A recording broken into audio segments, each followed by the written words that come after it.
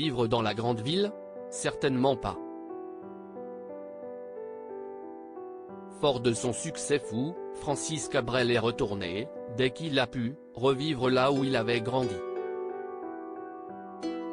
Voilà bien longtemps qu'il a fait une croix sur une vie pleine de paillettes. Francis Cabrel, qui a vendu plus de 25 millions de disques tout au long de sa carrière, a fini par retourner d'où il venait. Le chanteur s'est effectivement installé dans le petit village d'Astafort, près d'Agen, dans le Lot-et-Garonne. Si est-il là qu'il a grandi, dans cet endroit au charme fou, qui ne compte pas plus de 2000 habitants. De cette enfance modeste, il conserve l'amour de cette bourgade dans laquelle il habite encore aujourd'hui, dans une grande bâtisse blanche entourée par les vignes, qu'il exploite depuis de nombreuses années en compagnie de son frère Michel, explique-t-on sur Chérie FM. Là-bas, Francis Cabrel mène une vie paisible avec sa femme, la décoratrice d'intérieur Mariette Dargeau, qu'il a épousée il y a près de 50 ans, en 1974.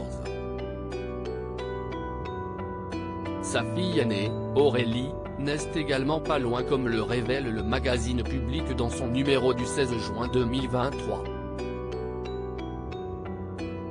L'artiste est, en tout, père de 3 filles, Aurélie, née le 30 juillet 1986, Manon, née en 1990, et Thiou, qu'il a adoptée au Vietnam en 2004 alors qu'elle n'avait que 3 mois.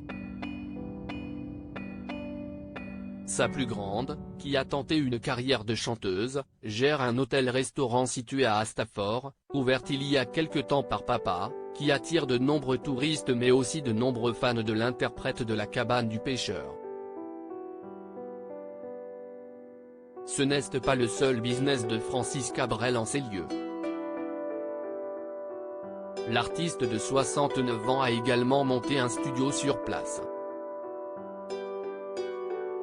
Si est-il là qu'il y a enregistré plusieurs de ses albums, ayant aménagé là-bas son propre studio, le studio éphémère, détaille-t-on. Si est-il au sein de ses murs compris forme la plupart des morceaux de ses albums Les Bodegas, des Ronces et des Orties ou encore In Extremis. Il est aussi à la tête de 2 associations culturelles, Musique et Culture, qui permet de dispenser des cours de musique, de danse et de théâtre aux jeunes de la région, et Voix du Sud, une structure de stage et parrainage d'artistes locaux. Il a, enfin, milité pour que son village trouve enfin un médecin. Retrouvez toutes les informations sur Francis Cabrel dans le magazine Public, N°1040, du 16 juin 2023.